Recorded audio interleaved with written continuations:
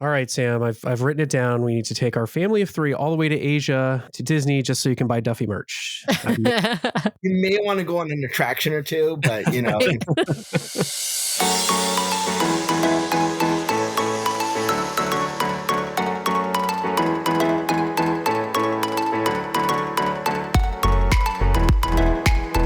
Welcome back, everybody, to this week's episode of the DCL Duo podcast, brought to you by My Path Unwinding Travel. And Sam, we don't have 80 days, but we're going around the world today with Adventures by Disney. I know, this is crazy. This has been something we've been super excited about covering. Of course, when it first got announced by Adventures by Disney that they were doing this 24-day trip around the world on a private jet where you hit all of the worldwide Disney parks, as well as a bunch of other exclusive locations like the Walt Disney Studios in Burbank and Skywalker Ranch up in, I guess it's in Napa, but really just all these like amazing locations.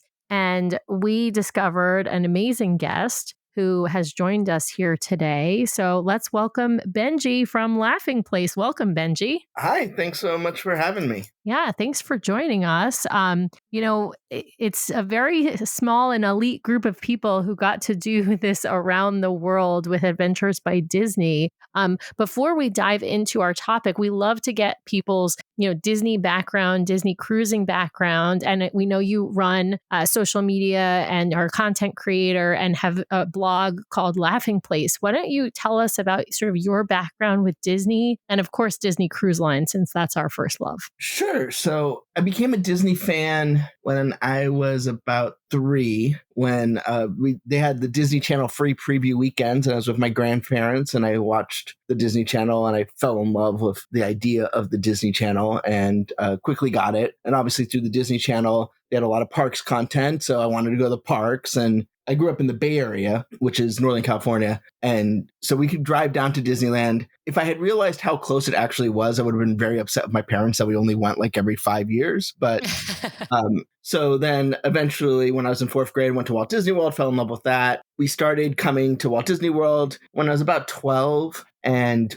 just was awed by that whole experience and sort of established my desire to eventually be part of the Walt Disney Company. So when I started going to college, I went to UCLA in Los Angeles, so it was easy enough to work at Disneyland. Then I spent a while working at Walt Disney World, and I did some various other things. I had to move back for some family reasons to the Bay Area. So I started working with Laughing Place. I became friends with Laughing Place, Doobie and Rebecca, the co-founders, when I worked at Disney. And so we kind of brainstormed ways we could revitalize the site. My love of Disney Cruise Line, I'm sure I haven't done as many as you. I've only done 25. But you've done more than us, Benji. Okay. You've actually done just by a couple, but you've done more. We're almost to Pearl, but we have a couple to go. So we're just a couple behind you. So in fairness, what happened was I had to do a cruise for work. And so I did a cruise, and I didn't think I wanted to do it because it was Disney, but I didn't think I would love it as much as I did. We did a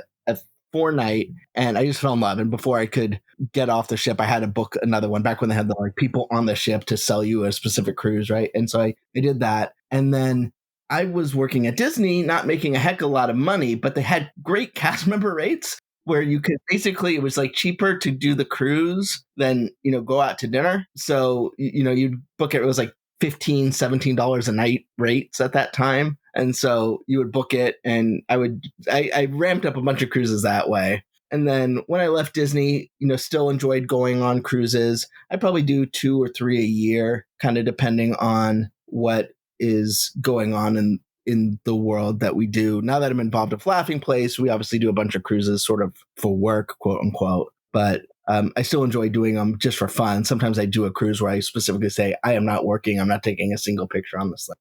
Just to kind of relive the guest magic of it. Because it's one of the few places at Disney I never worked. So I can still kind of have that distance between me and sort of the backstage magic of it. I want to know as little as possible about how the cruise line actually works. Yeah. I totally understand that. I think when Disney becomes I'm guessing that when Disney becomes your profession, it loses some of that magic because you do see sort of behind the curtain type stuff. So I like to tell people that it just changes because you lose a little bit of the the illusion, but you gain so much appreciation for the people that make the magic happen that it almost becomes more magical in its way when you know the people behind it. You see the careers that have been created. You see the fandom through the other side of the looking glass. It's not. I haven't lost my love of Disney by working there. It just evolved and changed. So, Benji, how did you decide, or what prompted you to book doing this around the world trip? I want to call it a cruise because I feel like it's kind of like a cruise. I think that's an unfair question, Sam, because if any Disney fan had the disposable income to do this trip, I don't think there's a question in their mind about why they would book it or whether they would book it. I mean, I think when this trip first came out, I was looking at what kind of room do we have on our mortgage on our house. So I don't think the why behind it is necessarily interesting. I'd be curious, Benji, what did you think about this trip when they first announced it? Because I think there was a little bit of rancor in the community that like, oh, this is totally inaccessible. And it is. It is. I just want to be upfront with people like this is a prurient interest kind of show right now. We're being voyeuristic and wanting to learn more about this trip. It is for, kind of, a different sort of class of people going to Disney, which I don't have a problem with. I don't have Disney has always kind of offered differentiated experiences. So I don't have a problem with that. But I'm curious what you thought about it when you first saw this trip being announced. So, I agree with you 100%. This is not accessible to everyone. And I was debating whether I should even continue forward with this, and I wasn't sure. It's not even just the money. Obviously, the money is a big thing, but taking 23 days out of your life to go on this experience is not accessible for everybody, right? And what happened was they announced it, and I was at a conference, and I was miserable. And I just wanted to do something fun for myself. So I emailed the travel agent and I said, hey, go ahead and book this. If I had not had a travel agent, I wouldn't have followed through with it. But because I already sent the email out, it happened without my knowledge, right? I didn't have to wait on hold for however long it took. It just happened without my knowledge. And that's not a plug for travel agents. It's just, that's the experience I had. And I must have thought about canceling 100 different times. Once again, I'm not trying to say the money's not insignificant, but taking that much time off and working for Laughing Place, taking time off during Comic-Con, during the heat of the summer. Normally we have the Television Critics Association. There's a lot of stuff that usually happens in July. And I was concerned about it. And I would have canceled if I had not received a message from a friend of mine who works from Adventures by Disney and says, hey, I saw you on the manifest. Can't wait to see you on it. And I was like, oh, well, now I can't cancel because I'll look like a doob or whatever, right? And so I thanked her at the kind of middle of the trip. I was like, thank you so much for messaging me because I probably would have canceled. Luckily, and I don't mean to say this is a positive thing, the writers and actors strike really helped us in terms of me not feeling guilty being out because a lot of that content that we'd normally be covering is not something we had to worry about. And I was able to reach out to our friends at the parks and kind of square everything away ahead of time. So I appreciate them. But it was not something that I normally would have booked. And it's also, I struggle to say that I am not much like many of the guests that were on the trip. It was a very diverse guest mix in terms of why people were there, but I was a little surprised, and I don't mean this in a bad way at all, but these were people that I would say are kind of like, I like going to Disney World, or I like, going to the Halloween parties. These are not what I would call like sort of like hardcore D23 members. Wow. So not like super fan Disney people. I mean, and there were some people that knew more than others, but I was shocked at the level of Disney knowledge being a lot lower than I would have anticipated. We had Becky Klein from the archives on the trip, and we had a conversation where it's like, yeah, we kind of have to bring it down. You go in thinking this is all going to be people who know who Mary Blair is, like it's right, and they don't. And, as a whole, they just love going to Disney parks and saw it and had the means to do it. So that was a little surprising to me, not in a bad way. In fact, it probably made my experience better because if it was filled with a bunch of people like me, it would have driven me crazy. But that's just so interesting to hear from the standpoint, because when I look through the itinerary, there's so much that's like behind the scenes, special access with Imagineering, the Disney story, the Disney touches, because it's way more than just visiting. I mean, you do visit each park, and no shame there, but it seemed like it was so geared, I should say, toward those hardcore Disney fans. That's so I interesting. was surprised at the number of people who this was their first time going to Disneyland, like they're Disney World people, and this is Wow. how they were introduced to Disneyland. Once again, not everybody, and I'm making a generalization here for 73 Sure. people, and that's it's a bit unfair, but I think it as a whole, it really surprised me at just for example, they did a trivia question and it was like, what's the number 1401 significant to the Walt Disney Company? I was like, oh, well, it's WDI. And I was like the only person who responded. And I'm like, oh wow, this is not the people I hang out with, which is great because I met a lot of great friends who kind of diversified my friend base because most of my friends can name all the 9 old men in like 10 seconds. So it's nice to have people who they're still fans. There's no question they're fans, but are fans in a different way than I am, which helps me as someone who lives in the fan community. So, Benji, had you been on an Adventures by Disney before? Yes. As it turns out, this is my 7th. I only know that because they give you pins for everyone. So I got a little 7 pin on this one. So I'm curious because this one is like, kind of the pinnacle of Adventures by Disney at the moment. Did you find the lead up, the service experience, kind of the white glove experience to be the same, or was it amped up a notch further than what you've seen on prior ABD trips? No. I mean, I would say the pre-trip service was bad. And what's interesting is, and this is getting a little wonky in terms of the weeds of how Disney operates, but when Disney purchased 21st Century Fox, they got basically National Geographic in the deal, and they merged National Geographic Expeditions with Adventures by Disney. And this is essentially a Nat Geo trip because Nat Geo does around the world trips of various ilks. Right. And it was their plane, right? Yeah. I mean, they rethemed the plane, but it's an Iceland airplane that they use frequently for their trips. But they rethemed it again for Adventures by Disney. But if you looked out the window, you could see the kind of where they painted over the yellow border with the Disney Adventures by Disney star. And so this was the first time they've done anything like this, where sort of Nat Geo and Disney were trying to merge together operationally. And so I believe, and this is me kind of reading between the lines here, that the lead up was challenging because they weren't prepared for it. For example, like when you sign up, you're supposed to get an email with like information and then also like a suite upgrade form. So unlike a regular ABD, you can upgrade to a nicer room if you so choose, at various locations. Well, they sent those forms with like fonts that aren't recognized by most Acrobat readers. So it was all gibberish. And so it took them 2 days to fix it. I kept getting emails with different people's names in it. That says like, Dear Johnson family, and I'm like, that's not us. Like, no, like nothing like bad. It was just sloppy. Yeah. Just the kind of snafus you don't expect from a well-oiled machine like you expect ABD to be. And I've had great experience booking ABDs before. So it just seemed like this was a little, like they send out an email saying, you were going to get 3 emails from us on this date, on this date, on this date. And first of all, I felt like you can email me a lot more for the amount we're spending. Email me. But then at the same time, like they missed those targets. And so,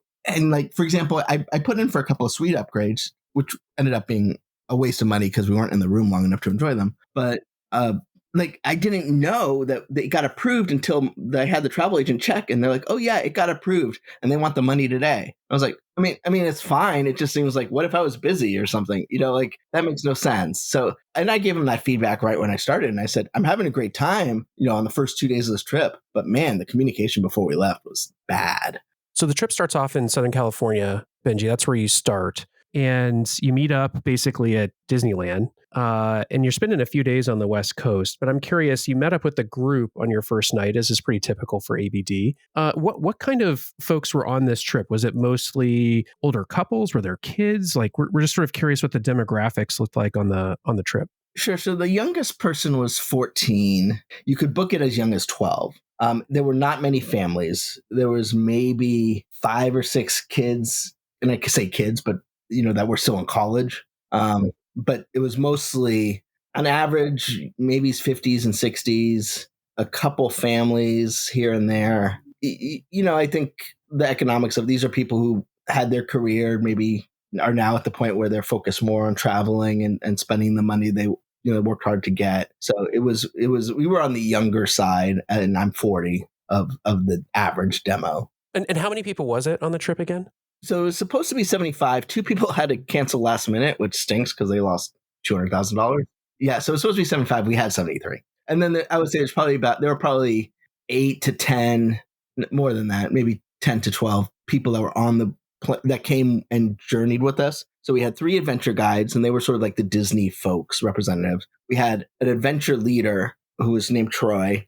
We had an assistant adventure leader who was Patricio, and his job was focused mainly on luggage. He did other things, but that was what his sort of area of responsibility was. And then we had another assistant adventure leader named Julie, and she was the point person for visas and immigration and passports and stuff like that. Then we had Becky Klein, who was the adventure host, and then a couple different executives that I think were kind of just traveling along just as a first try, see what get it by. People would come and go.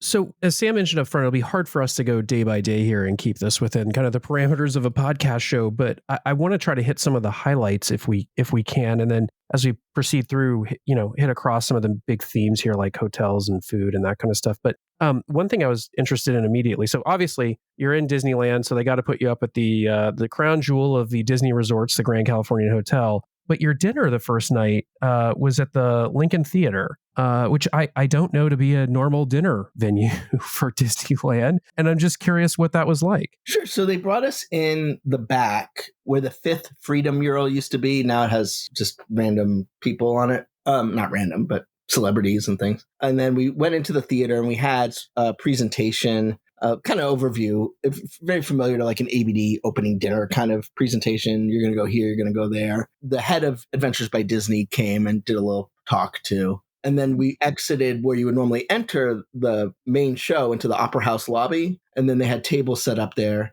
in the back area around the Capitol building, essentially. And then the buffet was kind of where the Disney Gallery is, sitting exhibit. And Mickey was off in the corner there too. Oh, nice. So an exclusive visit with the big cheese himself. Yeah, absolutely.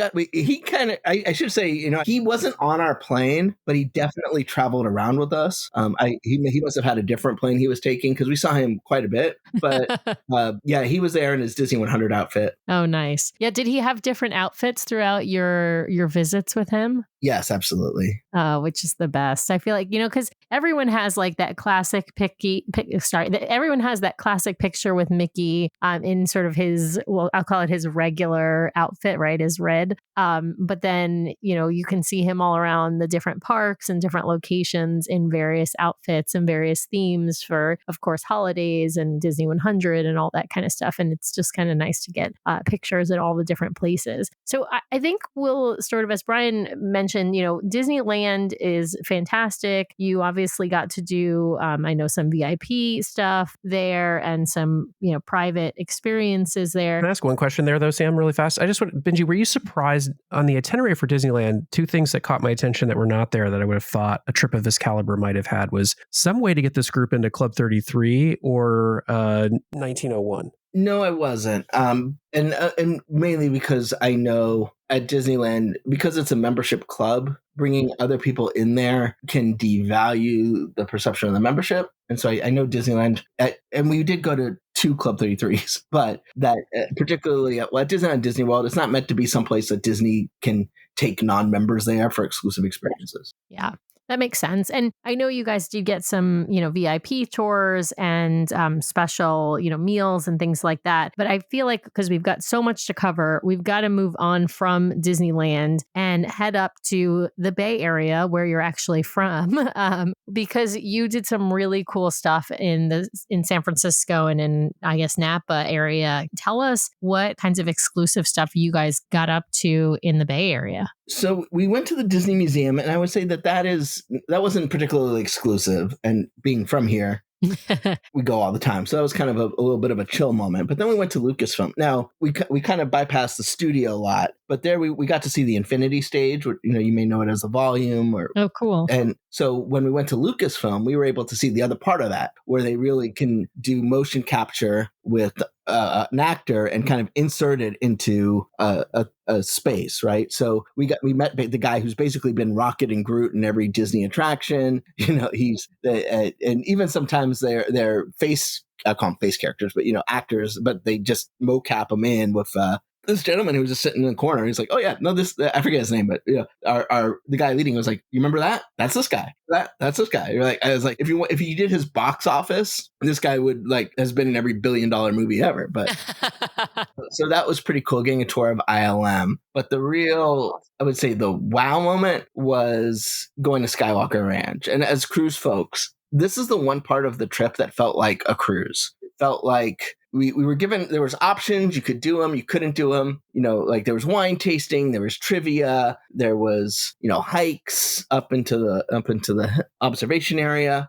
They asked us if we wanted to have spa treatments. So we signed up. And the weird thing about it is after the spa treatment, I tried to pay and they're like, oh, we don't take money. So I went to the front desk and they're like, check back later. And then I went back to the desk at the end and they're like, oh, no, don't worry about it. It's covered. I was like, oh, okay. So, because there was definitely a price list, so whatever. But it was unfortunately like 3 days in that we did this because it was the most relaxing part of the trip, and we could have used everyone joked, was like, I wish we had this 2 weeks in. The other thing I forgot to mention, and I should, is we also had a doctor on board that traveled with us, Dr. Shea, who was amazing and was actually I think a crew favorite, in terms of us. We just fell in love with him, and he was there to help kind of keep an eye on you, answer medical questions, but also was just a great guy just to talk to. That's awesome. That's pretty cool. I never would have imagined a doctor traveling with the group, but it totally makes sense when you've got that many people and you're flying around on a private jet from, all over the world. And, if a medical emergency happens, probably helpful to have an American doctor with you. Wow. That's awesome. It was interesting because we went to India and you have to have a doctor fill out a form for you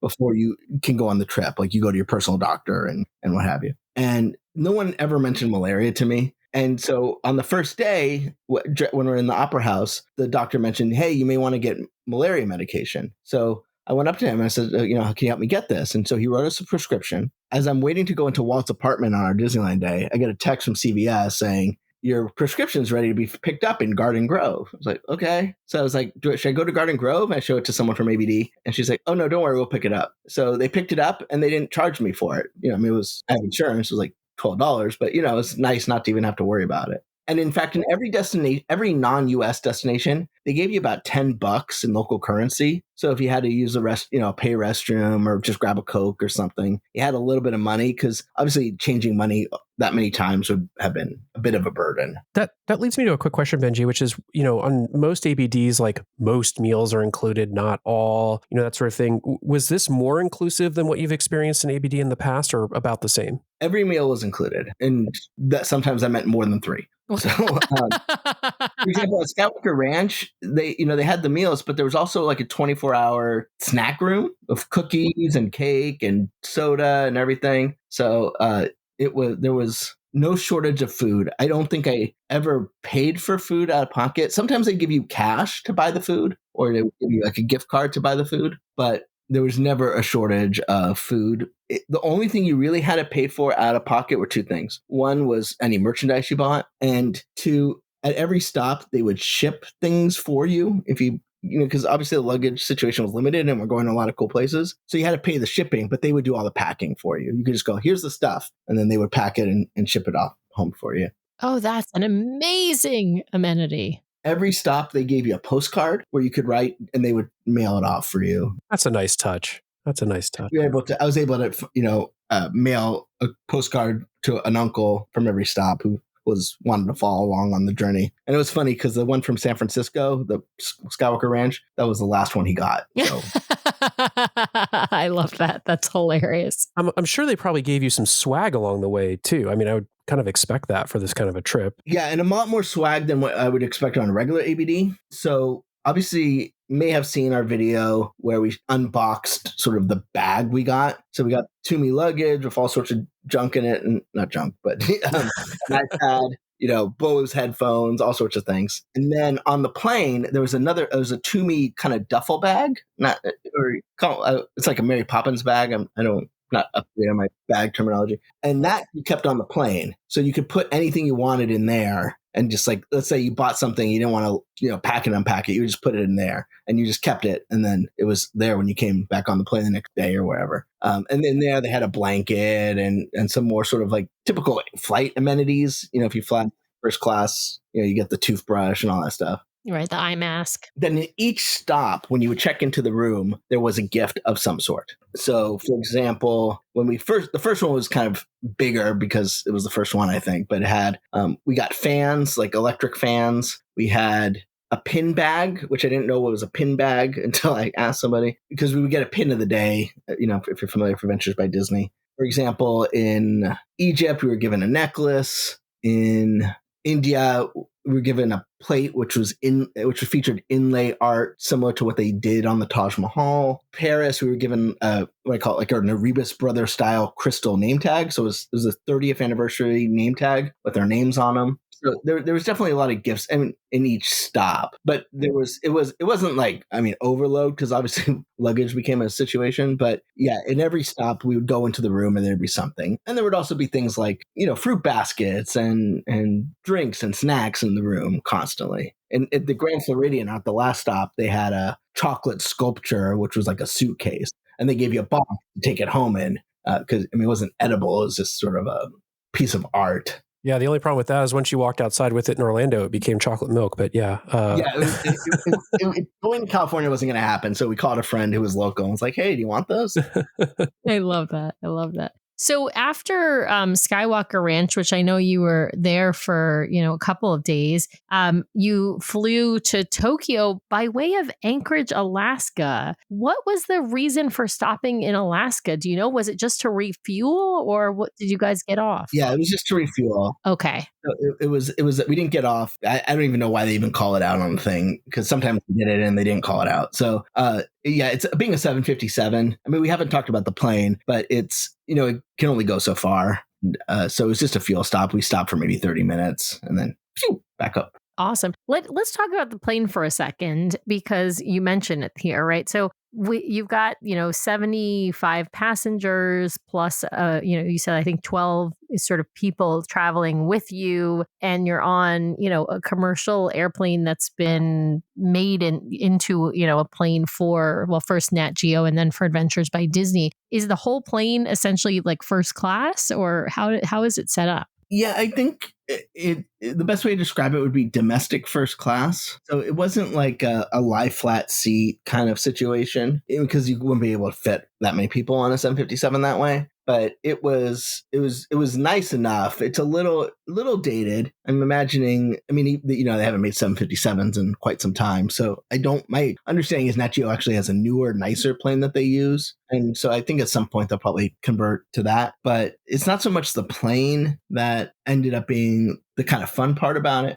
It was being with the same crew the whole time, same pilot, same chef, same, all that stuff. Even going from Burbank, we flew out of Ontario to Oakland, they had a snack service, right? Like, and I don't mean like peanuts, like they gave us like caviar and stuff. And then once we left America, you could go in the cockpit, you could watch them take lift off the plane, you could watch them land the plane. It was kind of cool. And, the safety demonstration got a little more lax as we went along, where it was like suddenly the adventure guides are doing it, and then the guests were doing it, and then we did it in Spanish. And oh my God, I love that. And then during the flights, there's a lot of flights that because you're going around the world, of course. Are they doing sort of activities to keep you entertained? Are people sleeping on the plane? You said it wasn't lie flat seats, but obviously there's going to be a lot of jet lag going on because you're changing time zones quite a bit every few days, in fact. But was there kind of entertainment on the plane? Sure. And this is something I did give them feedback, and they kind of pivoted midway through, to their credit. So Becky would do presentations, Disney history presentations. And then before we would go to Disney destinations, they'd give like an overview of the park. At first, they would kind of do it in the middle, but they transitioned to doing it at the front, either soon after takeoff during the meal service or, closer to landing, because they gave us all iPads to use for this system, but they basically would have to make an announcement before they used it, saying, hey, we're going to use the system, and then the system was a little clunky, I think a little clunkier than they intended it to be. And so they would have to kind of go up and down, kind of like troubleshooting it. So the problem with that was it would just wake people up. So, in the middle of the flight, they kind of went away from doing anything and just move it to the front and back. So there was enrichment during it, but you also, at that point, you kind of just wanted to sleep a bit. We were all given free Disney Plus accounts, which is silly. I mean, at first I was like, this is silly. Who's going on this trip who doesn't have a Disney Plus? But with the idea we could download content to watch, on the plane. Right, right. No, that definitely makes sense. All right. Well, so you get to Tokyo and you are shipped off to the Tokyo Disneyland Hotel. Having never been to Tokyo Disneyland myself, tell us the accommodations. What were they like, and how would you sort of compare the accommodations to what we see at the local parks? So the thing about the Tokyo Disney Resort hotels are they use these hotels differently than most people. I shouldn't say. They use these hotels differently than a domestic guest would. Typically, you only stay there for 2 nights. You're not there for the week. You check in, basically you check out. So they're smaller. Most rooms are twin, double beds. We upgraded to a Cinderella room, which was lovely. I mean, they're beautiful rooms, but they're not as spacious. I mean, none of the rooms are as spacious as a domestic hotel is. So it's nice, and the hotel's lovely, and the cast is out of this world. If you're used to staying at a high-end Grand Floridian room, it's probably, and I'm not, but especially because a lot of people now use Vacation Club where the rooms are just humongous. It's not like that, right? It's smaller than an NBC Suites room. So it's nice and it's gorgeous and it's themed, and the amenities, you have toothbrushes, you have a little bit more robust service. The one thing that I also failed to mention is laundry was complimentary because we couldn't pack 3 weeks of clothes. You would send the laundry off, and I sent it off on my last day in Florida too. And it was a nice little, when you would go in the room, the first thing you did was figure out what the laundry process was. Right. That makes sense. Wow, that's a great amenity. I mean, of course it makes sense. You can't possibly, if they're limiting you on the weight and the size of your luggage, you can't possibly bring enough for the entire trip, but that's a pretty nice amenity as well. So tell us about the experiences.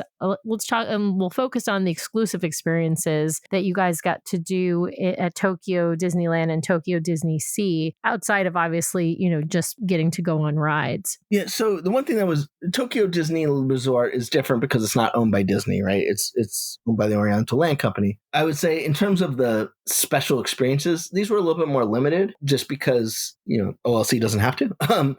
So we went into Tokyo Disney Sea before the park opens, and we got a tour. We could pick between Tower of Terror, Soaring, or Journey into the Center of the Earth and get an Imagineering tour of the kind of area, and then you'd go on the ride. And I picked Journey to the Center of the Earth because it's the one attraction I haven't worked. And we had access, unlike we didn't have VIP tour guides, we could just walk up to the rides using our badges, which was different than any other park. And then we had 2 exclusive dinners. One was at Magellan's in Tokyo Disney Sea, followed by exclusive viewing of their nighttime show at Tokyo Disneyland. And then the next night was at Club 33, which was special in its own way. But in terms of the special, experiences, this was probably the least, but it's also Tokyo Disneyland, so you didn't need as much. Disneyland and Walt Disney World had the most because presumably we go there all the time. Tokyo Disney, there's so many attractions that you wanted to ride. That was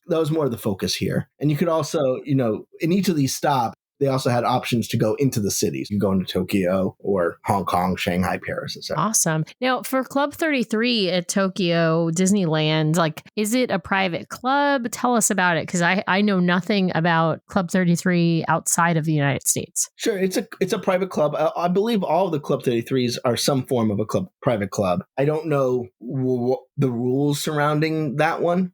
Japan's a lot more by the book on everything. So there's a process to get into it. I don't know what magic Adventures by Disney pulled to be able to get in, but it was a special surprise. Yeah. What was the food like in all of the meals that you guys were served at Tokyo Disneyland? I mean, were you served American food? Were you served Japanese food? Was it a combination? I'm just curious as to, what the sort of focus is on the eating side of things. So you bring up a good point, because this was a little bit more Japanese style in Tokyo Disneyland. And this trip had a lot more, I'm going to call them picky eaters, than I would have anticipated. To be frank, more than I think Disney anticipated. So the food got a little bit more accessible as we went on, just as they would pivot because of guest feedback. But yeah, this one was it was probably the most out there food. Now, breakfast, there was always Western options. And they went out of their way to accommodate guest tastes. One of the funny things is, I mean, I'm getting ahead of myself, but when we first got to the Grand Floridian, they had like baked potato bar, nuggets, mac and cheese. And they said that on their Nat Geo trips, the first dinner back in America is always like comfort food because you've been around the world and you just want something. The parks are obviously able to, when we had our own lunches, you could get whatever you wanted in the park. And I believe they just gave us cash. So we just buy what we wanted, in Tokyo. Now, you had an option to do on your own exploration or go do some tours in Tokyo. I think it's for your second day in Japan. Which options did you pick? So with the exception of Paris, we picked to stay at the park. We had to pre-select these things. Not that there wasn't some wiggle room later on, but you had to pre-select them. And at the time, I was hoping to just knew I was going to need to do some work. And we had just been to Japan, Tokyo City proper in 2019. I had been to Shanghai and Hong Kong previously. Alex, who I was traveling with, had been to Disneyland Paris tons of times, but never been to Paris City. So that was the one we elected to actually go in so he could see Paris finally. Nice.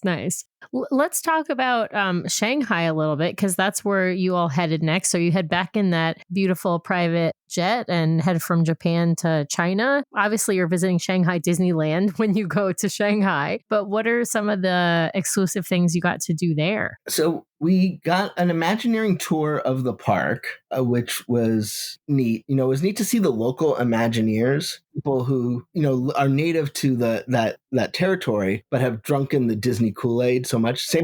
That was really neat, just to kind of see the global impact. And they were so proud of their park, as they should be. But obviously, by the time we got to Shanghai Disneyland, we were already well familiar with, Chinese bureaucracy. And it was neat to kind of say, okay, even though this country is very different, inside the berm here, it's basically the same thing, and that's kind of cool. And then we got sort of reserved seating for the two main shows they have there, the Captain Jack show, the pirate show, and I want to say Mickey's Wondrous Journey. There's this sort of similar show that they do in every park now where it's like Mickey finds a magical object and then all these characters from different worlds come together, and I get them all confused. And then after the show, we were able to get to see costumes, and then Mickey and I'll say Mickey and Goofy came out to kind of meet us. And then we started our VIP tour. We went into Club 33 in Shanghai. This Club 33 is much more accessible, but still neat. And I had been there not too long ago, but a lot of people kind of bought the whole store out there.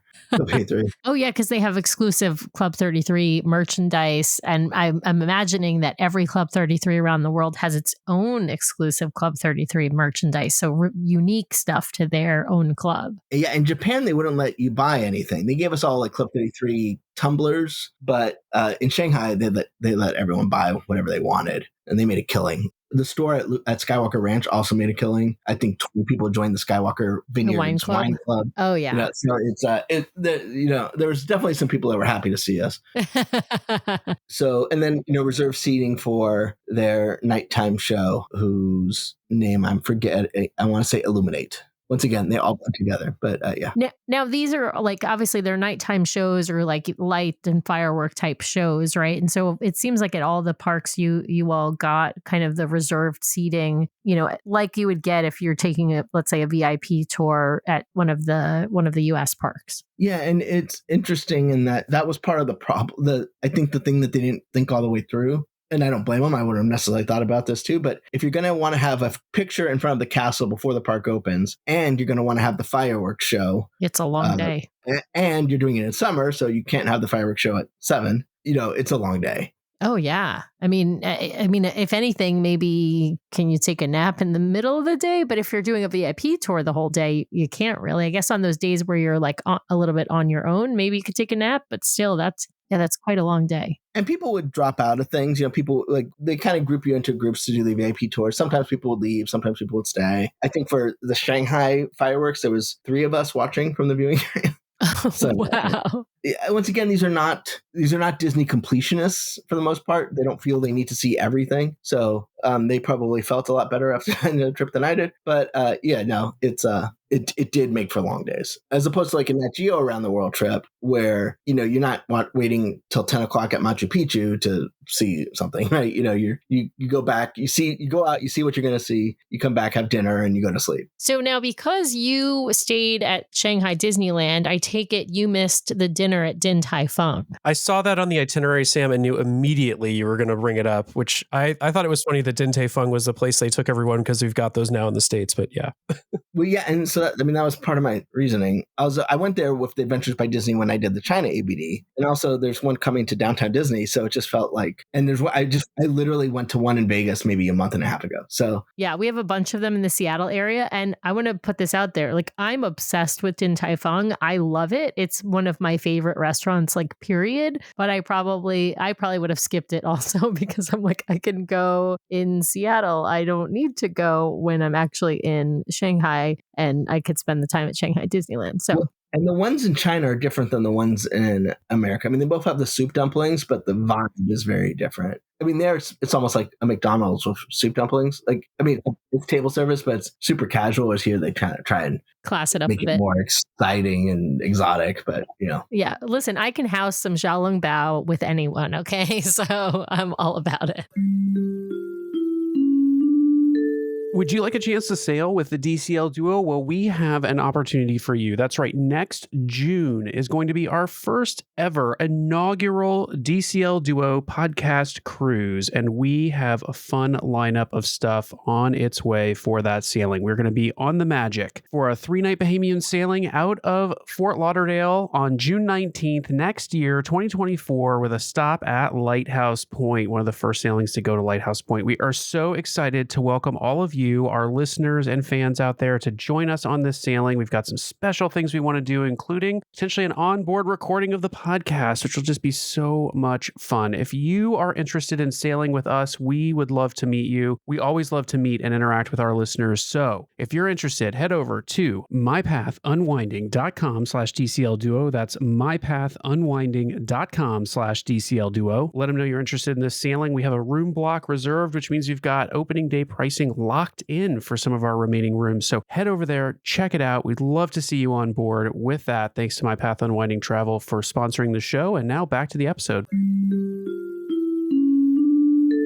Well, awesome. It sounds like you guys had a couple of days at Shanghai, and then you're headed to Hong Kong, because obviously you got to hit Hong Kong Disneyland. So, well, if I'm counting, this is park number 3. Destination 3. Oh, sorry, destination.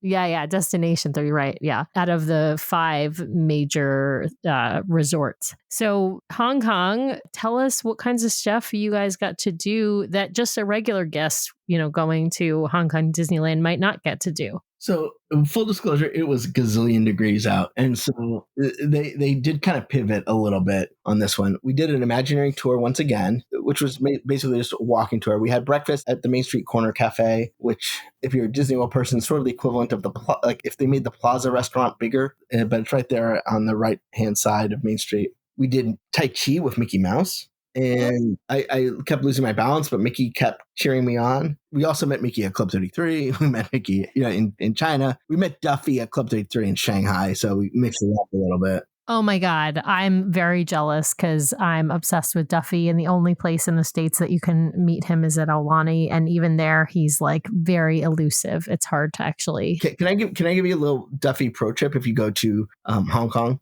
So they do a lottery to win merchandise, a right to buy Duffy merchandise. What? Whatever the new stuff. However, if you stay at the hotel, you can buy the stuff without entering the lottery. What? So if you're staying at this Hong Kong Disneyland hotel, you can just go downstairs to the gift shop and they have it all there, but you have to be staying at the hotel. And if you go to the park, you have to enter the lottery on your phone.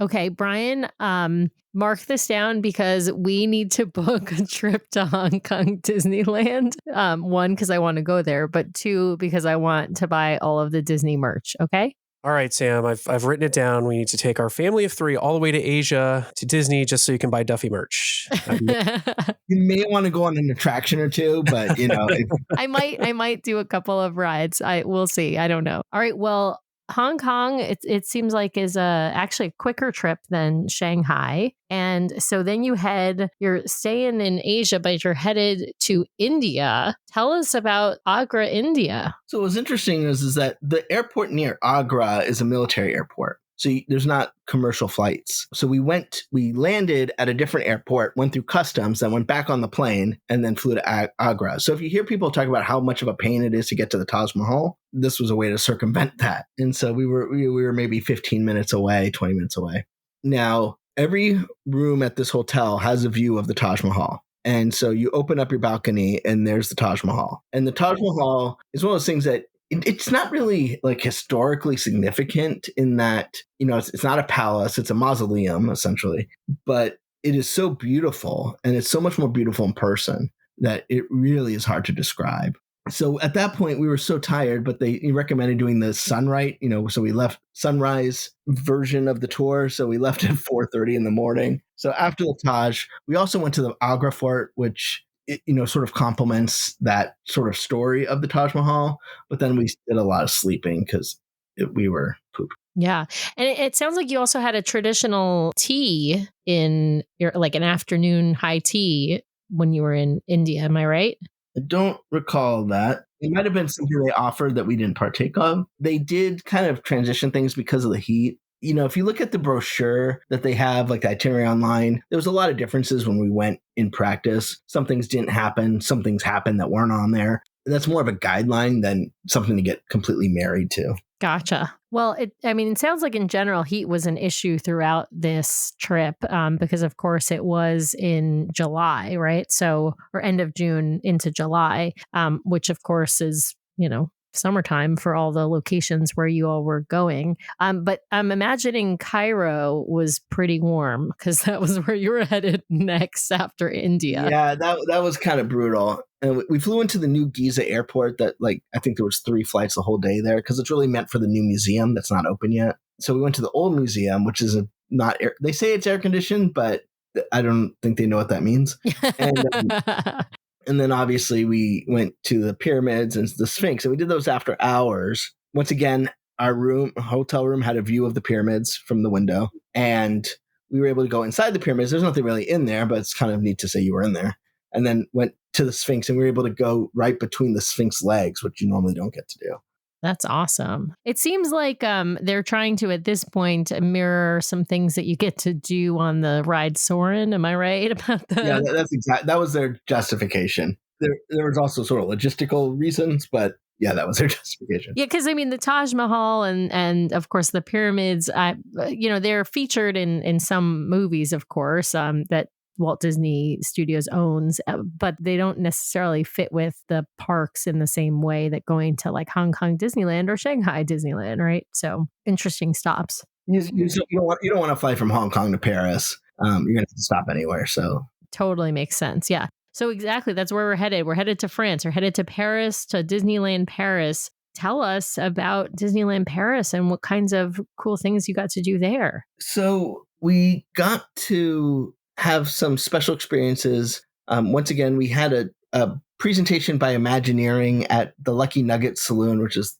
sort of the equivalent of the Golden/Diamond Horseshoe, and which was neat. We got the VIP tour guides again. We had sort of 2 special dinners. One was a Colonel Hathie's, which they themed out. It's normal Colonel Hathie's is a pizza place, but they kind of made it a welcome to France dinner. And then on the second night, we had like a dinner at the Manhattan restaurant. I couldn't attend that personally. But then the third night, we had dinner at Remy's restaurant, Bistro de Remy. Oh, cool. That's the one where you can like see into the ride, right?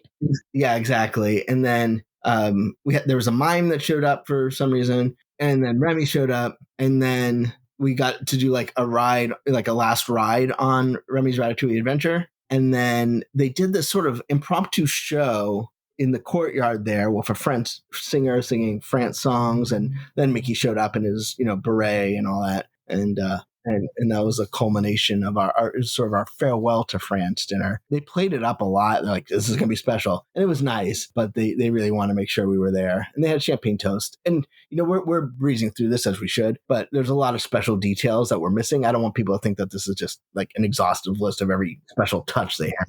Yeah. No, we couldn't possibly cover everything that you got to do, obviously, on this trip. We're just trying to, for those listening, we're hitting some highlights because, as I said, we could spend probably days recording a show with Benji about all of the different experiences that were had on this adventure. Well, and I'll say Benji wrote this up over on Laughing Place, so I think you've got quite a bit of detail over there, as I recall. Well, to be fair, and not to get in trouble, Alex wrote it up, but we were together. So kudos to him for being able to write this up and go on this trip, because that was exhausting. Oh yeah, I'm sure to do both of those at the same time is kind of crazy. Now you did get up to, you said, some options in Paris on this trip, and so I imagine you did like a Paris city tour or something like that. So we started in the morning and going to the Palace of Versailles, and then now it started raining, but then we did a tour of Paris, which was basically the Louvre, and then we got in these little sort of classic French cars, little small French cars, and drove around the city of Paris, got to see the Eiffel Tower and all that. So I've been to Paris several times, but Alex hadn't. So it was more for him than me. But, go check off the Mona Lisa and the Venus de Milo and the Eiffel Tower. Of course, love it. And then you're hopping back in that beautiful private jet and heading back to the United States for Orlando for the Walt Disney World Resort. Obviously, you've got a couple of days at the Walt Disney World Resort in Orlando. You've been there, I'm sure, millions of times. Well, maybe not millions, but hundreds of times. And I'm sure everyone who was on this trip with you had probably already been to the Walt Disney World Resort. So you had mentioned earlier that this is some place where they kind of had to give you some more of those exclusive and behind the scenes type of experiences. Let's talk about those. What kinds of things were you able to get up to at WDW? So they kind of split it up into 3 days. So there was a Magic Kingdom day, Hollywood Studios / Animal Kingdom day, and then an Epcot day. So at Magic Kingdom, we started with breakfast at Be Our Guest, which just kept coming. Like they gave us menus, and we're like, oh, we're trying to figure out what to order. And then that was just a list of everything we're going to give you. That was crazy. It was all amazing. It was like, normally when you get overfed, you're like, oh, I'm going to skip something. Like you didn't want to skip anything because it was all so good. And they had these like breakfast eclairs filled with gray stuff. And so then we went to Storybook Circus and hopped on the train backwards to the Roundhouse. We were split up and went to holiday services, the Central Shops, the monorail Roundhouse. Oh, cool. So you got to see the backstage of all of that. That's amazing. Yeah. The holiday services, I think they offer as part of tours often, but pro tip on that, don't book a holiday services tour during the holidays, because then you're just looking at empty warehouse. Right, because all the stuff is up on the trees and posts and everything. There's nothing there. You'll maybe see some Halloween stuff, but and Central Shops. I mean, if you never had a chance to go to Central Shops, I mean, it's just neat to see all these vehicles just sitting around and these animatronics that they're working on. It's pretty cool to get a tour of it. The monorail Roundhouse, they gave us a tour of the different parts of the monorail, including the new undercarriage lighting. Showed us. I don't know if they kind of gave us the advance warning they were going to do a Halloween version, which debuted a couple of weeks ago at Magic Kingdom. And then each one of the stops, like, so, in Central Shops, they gave us a keychain that they made there, right?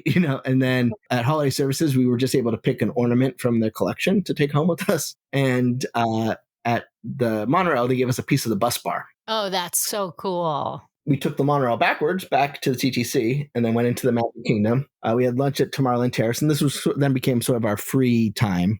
Now, the dinner here, this was kind of a miss, and I don't want to be accused of being a shill, so I can say this. We were asked to pick like one of the Magic Kingdom sit-down restaurants, and then they gave us the time to go. Unfortunately, the logistics of this, coupled by rain causing guests not wanting to leave their table, caused huge backups at the restaurants and ended up being a bit of a guest dissatisfier. But then in the end, we all got together to watch Happily Ever After, and everything was all right in the world. So then the next day you're doing, is that the Animal Kingdom and the Hollywood Studios day? Yeah. So, and one thing I thought was a nice touch here, we did bag check at the Grand Floridian. So we would get on the bus to whatever park, and they would do bag check on the bus. So we didn't have to do it when we got to the park or, go through the regular bag check. Yeah. Went to Animal Kingdom and we went on Kilimanjaro's, safaris, but we also got our tour guides were senior leaders in the animal services program. So it wasn't the normal drivers, I mean, who are fantastic at what they do. We got a little bit more behind the scenes perspective of Kilimanjaro's safari. And then we went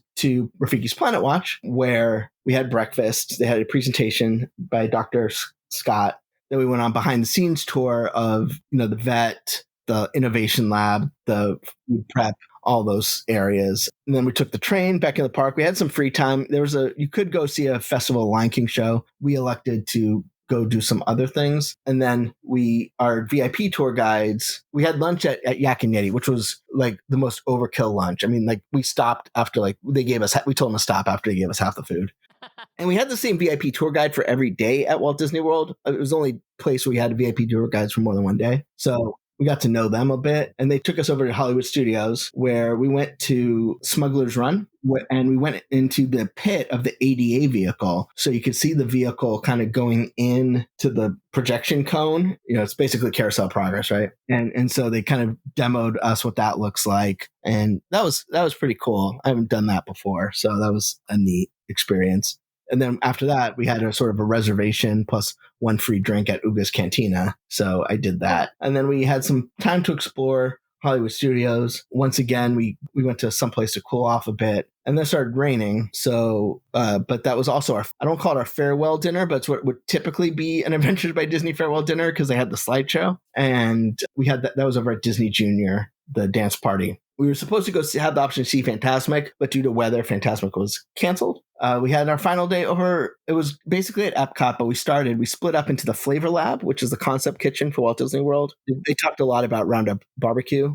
Oh, right. Because that's the newest restaurant, right? Yeah, exactly. And then Tricircle D went over there. And, obviously, Tricircle D is, open to the public, but we got a little bit of a tour. I found out that they have a horse named Benji, which was exciting to look.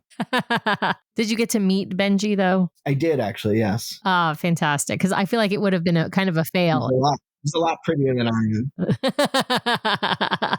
And then we went to have lunch at the Seas Pavilion, the Living Seas Lounge at Seas of Nemo, and the first thing we did was they took us up to the top of the aquarium, and we did a full circumference around it. They were very nervous about this.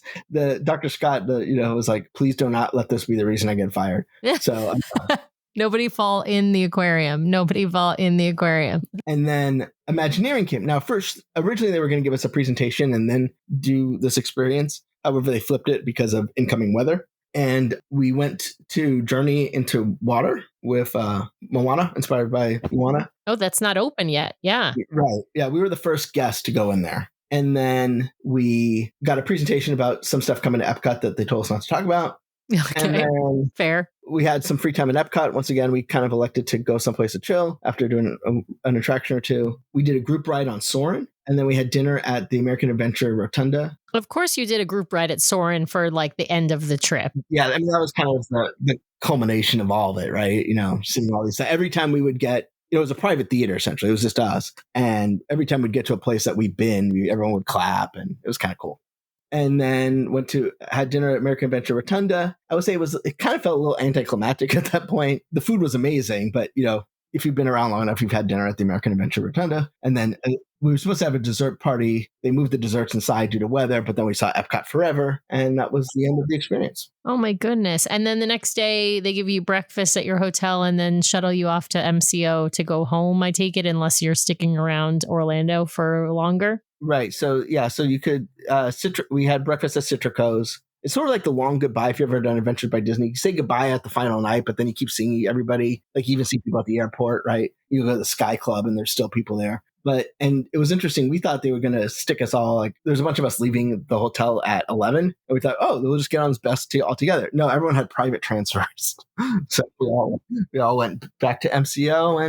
And we didn't cover every single gift or everything, but it was quite the experience. Ready to go home at that point, but also made a lot of new friends. So Benji, this sounds like one, an amazing trip, two, an exhausting trip. But I had a couple of maybe what I'll call wrap-up questions here for you about the trip. I want to return to something you said in the very beginning and just ask this question. You said at the very beginning that, there are a lot of people on this trip who viewed it as a way to see all of these parks at once. They weren't the super Disney fans that we all thought might be the ones taking this trip, but they were using it as a way to see all the parks. Do you think this trip hit that mark? Because there was a lot of stuff going on not in the parks and a lot of behind the scenes stuff. So do you feel like that hit this mark for them? everyone seemed satisfied. I mean, everyone had feedback and everyone had unique feedback. And I would say everyone seemed satisfied. Everyone seemed to say, I loved I did this. I'm never doing this again. It is a once in a lifetime thing, though. It isn't something that's necessarily repeatable. Yeah, at day 3, I was ready to sign up for like another, let's do this again next year. At day 23, it was not. And a lot of people on the trip actually booked a Nat Geo around the world trip by the time they were done. I would say they were satisfied. I will say, if your goal was to see all the Disney parks around the world, even if you want to have a premium experience, this is not the way to do it. If you want to have backstage, ultimate service, unique trip, then this is the way to do it. But do not, you can buy a VIP tour at all these parks, go see them for more than, you really, parks are not meant to be seen in 18 hours. And so, you couldn't do everything, even with a VIP tour guide. So, if you really want to go to Tokyo Disneyland, go to Tokyo Disneyland, book a vacation package, get, the 6 attractions or whatever comes with it and have fun. If you want to have a special experience at all these parks where you're doing unique things that only you can do through something like this, going to Club 33s, the studio lot. I mean, to me, I've been on the studio lot hundreds of times, but they got to do things that I've never seen guests be able to do before. So it was pretty impressive. One thing I failed to mention is that Lucasfilm, you're like, wow, we're here. We're in the shadow of Pixar. We're not even No, they brought in Bob Peterson, the voice of Doug, to talk about Charles Date. So, you even got to round it out with that. So I don't know how this trip will evolve. It will evolve. It will not be the same once they take the feedback. But I'm fascinated to see what they tweak moving forward. Well, speaking of that, I wanted to ask you, what was your biggest highlight from the trip and what did you see as the biggest opportunity for this trip going forward? The biggest highlight to me was, and this is going to sound so hokey, but seeing people discover parts of the magic of Disney through this trip, including the staff, including the Nat Geo team. I have a weird life. I do a lot of things that most people don't get to do through various reasons. So, it's not about me getting unique experiences because that's rare. There are things on this trip I haven't done before, but I would say few and far between. However, seeing them light up as they learn things about Disney and got to see the nuance of each park going in rapid succession and seeing how each one has a unique flair and meeting friends that, before we were podcasting today, I was, we're talking to some friends we met on the trip where, next time I'm at Walt Disney World, where I'm going to Victoria and Albert's with, someone I met on this trip, that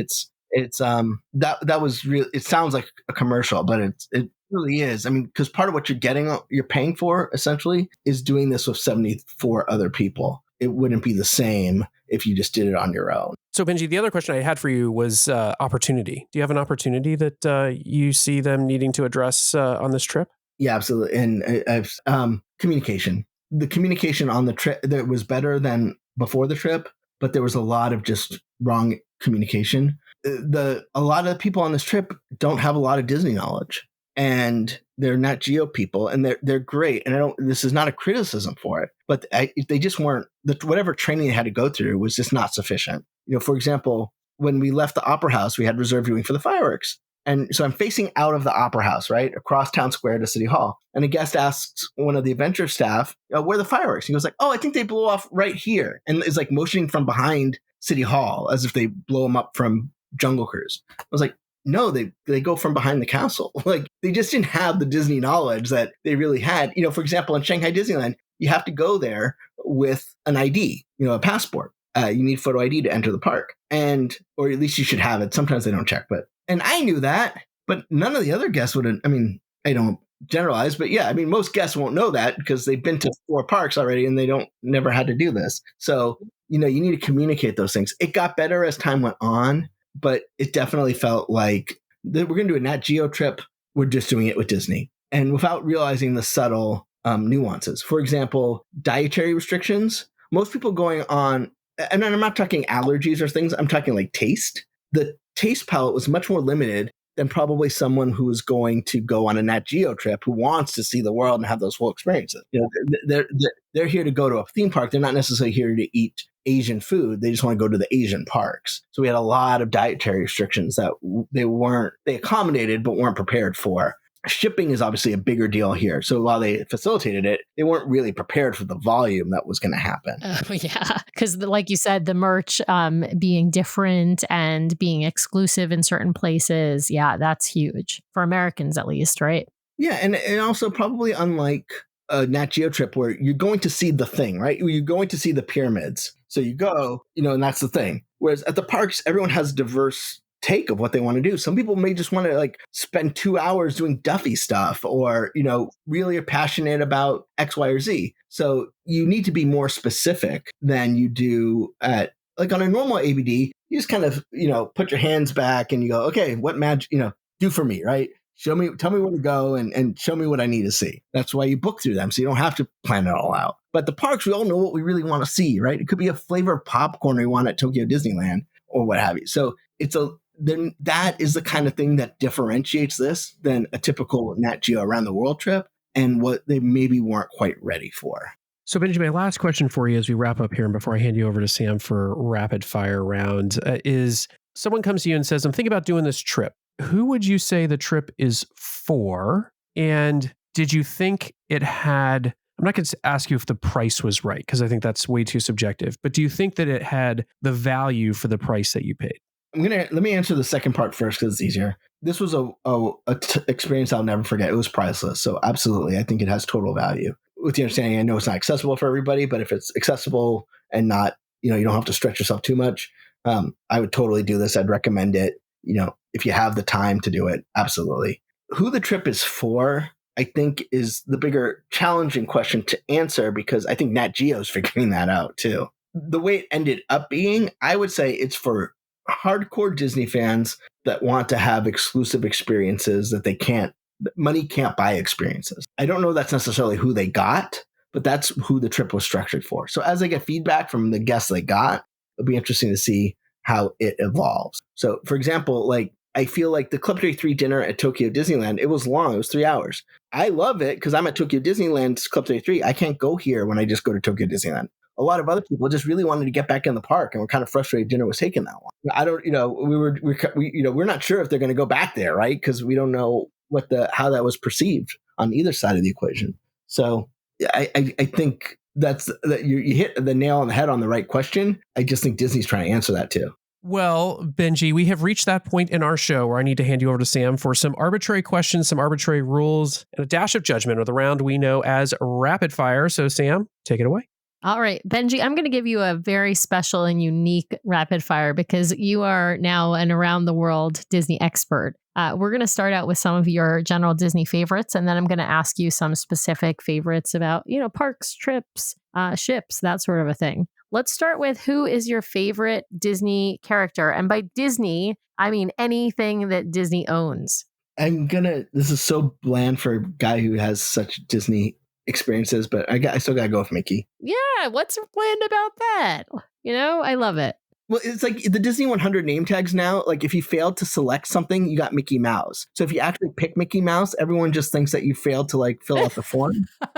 It's like when you used to get those magic bands that were just gray and because you didn't pick your color. Yeah, because they asked us, because one of the things they gave us on the trip was a picture of a sketch of our favorite Disney character, right?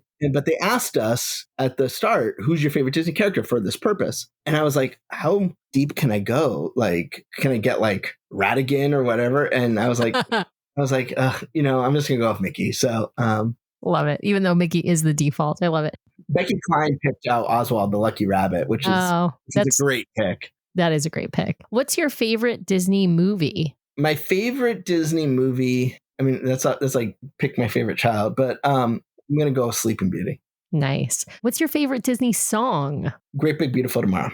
Oh, I love that. All right. Favorite Disney park you can pick from anywhere in the world. That's so tough. And I've worked at many of them, and that sort of changes the calculus of it for you. But I'm still going to go with Walt Disney's Disneyland.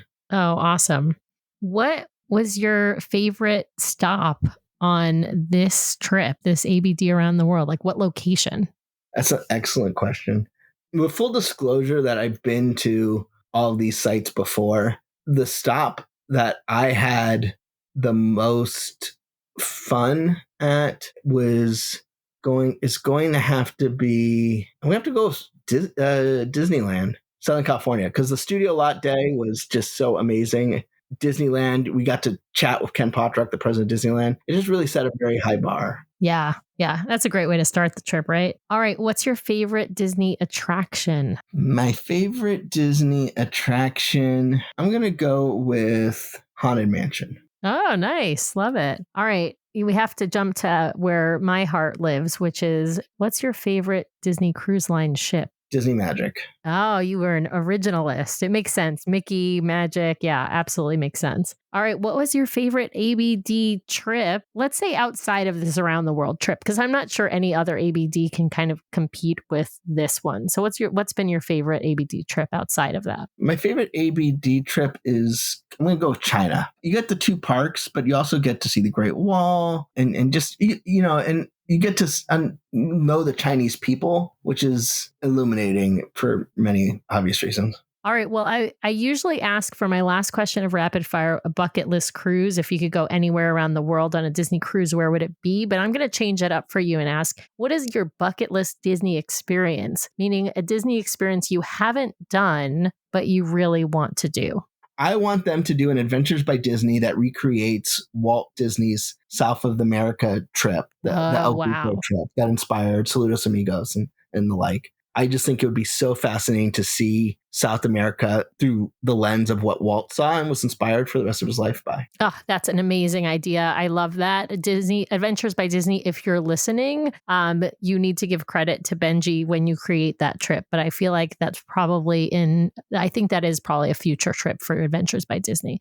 Becky and I kind of were trying to pitch it constantly throughout this trip because I told her I wanted to do it. And she's like, "Oh yeah, I have all the assets. I know exactly where he stayed. I know where he went." I was like, "Yeah, let's do this. Let's find Nancy and just make her make this happen." Awesome. Well, thanks, Benji. You are an expert, so you have totally won rapid fire. No judgment on any of your answers. I think that they are awesome, and I'm just jealous of all the stuff that you've gotten to do. To be perfectly honest. I just want to go on a cruise with you guys now. I just want to see what that's like. You being cruise line experts, I would just love to know what. I mean, I've done 25, but that's over 25 years. So I'm not exactly going on them all the time. But you guys, I feel know so much, and particularly for this podcast, you probably learn a lot too about experiences. I'm really excited to learn about cruising through you guys. Aw, thanks. Well, we appreciate you're 25 over however many years. We're 22 over since 2018. So we've been hitting it hard. Wow, guys, that's amazing. And you sound like you live in Port Canaveral. You guys are yeah.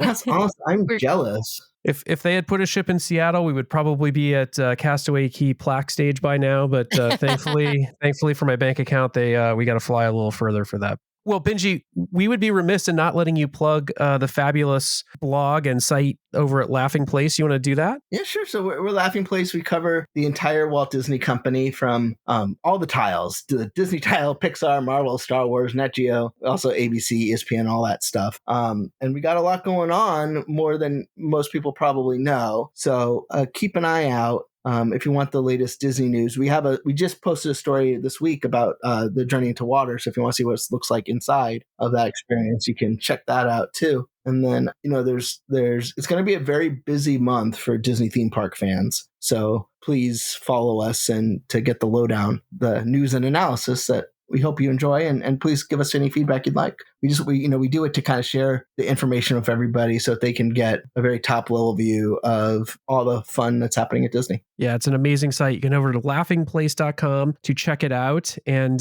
with that, Benji, I'll just say thank you for taking time to share this amazing Adventures by Disney trip.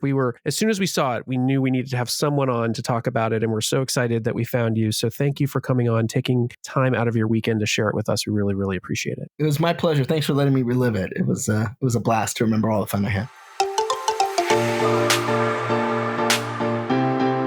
Well, a big thank you to all of you out there for listening this week. We really, really appreciate it. Please be sure to subscribe to the podcast so you can keep getting great content from the DCL Duo each week. We'd also love it if you'd head over to Apple Podcasts and leave us a 5-star review. If you hit those 5 stars, that's great. If you leave us a written review along with a 5-star review, we will be sure to read it on the air at the end of one of our main episodes. If you're hovering over anything less than 5 stars, we really want you to reach out to us so we can take your feedback. Best way to do that, head to dclduo.com to find all the ways to connect with us. It links to our podcast, our vlog, our blog, has all the ways you can connect with us on social media, has our Etsy store where you can find our fun beach bags and magnets that we designed as enthusiasts of each of the Disney Cruise Line ships, has a link off to our Patreon if you'd like to help support the show. We really, truly appreciate each and every one of our Patreons for helping to support the show each and every month, has a link off to our show sponsor, My Path Unwinding, where you can get more information about booking a fabulous vacation, which also really helps to support our show. All the things are there, including a way you can sign up to be a guest on the show if you'd like to share your Disney Cruise Line experience. Most importantly, you can always email us at dclduo@gmail.com if you'd like to connect with us, or you can call our voicemail line if you'd like to leave us a message. We love to include the voices of our listeners in our show. Just dial 402-413-5590. That's 402-413-5590, and that will head straight to our Google Voice voicemail line. The DCL Duo podcast is not affiliated with Disney Cruise Line, the Disney Company, or the Disney family of theme parks. The views expressed on the show are solely those of the individuals on the podcast and in no way reflect the views of the Disney Company or Disney Cruise Line. If you have questions about a Disney cruise or a Disney vacation, please contact Disney directly or your own travel agent or the great folks over at My Path Unwinding Travel. Thanks again for listening, and we'll see you next time for another fabulous Disney adventure with the DCL Duo. Good night.